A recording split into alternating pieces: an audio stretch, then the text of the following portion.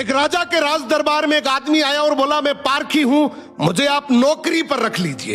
राजा बोला, नौकरी पे तो रख लूंगा, पर तनख्वाह 1 रुपए नहीं दूंगा, सिर्फ 1 पाव गुड़ और घुंघरे मिलेंगे। पारखी बोला, ठीक है हुजूर।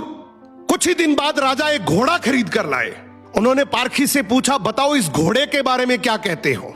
पारखी बोला, हुजूर ये घोड़ा है ही नहीं, ये तो गाय है। राजा चौंक गए।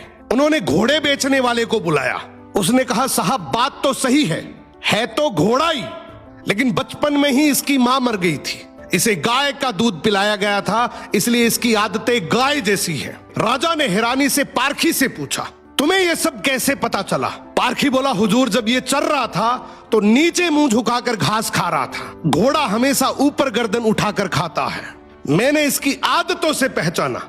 राजा खुश होकर बोले, आज से तुम्हें आधा किलो गुड़ और आधा किलो घुंघरे मिलेंगे।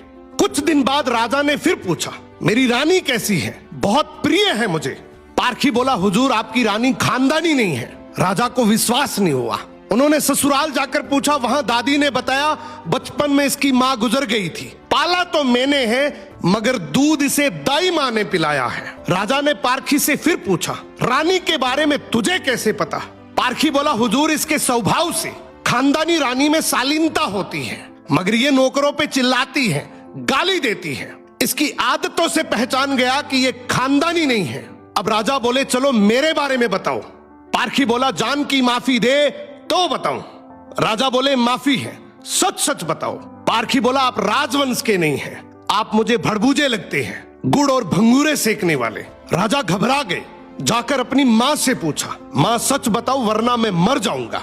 माँ रोते हुए बोली, बेटा बात तो सच है, जिस दिन तू पैदा हुआ था उसी दिन महल के पास एक भड़बूजे का भी बेटा पैदा हुआ था, तू मर गया था और मैंने राजवंश बचाने के लिए उसके बेटे को लिया, वो तू है। राजा ये सुनकर दुखी भी हुए और खुश भी हुए।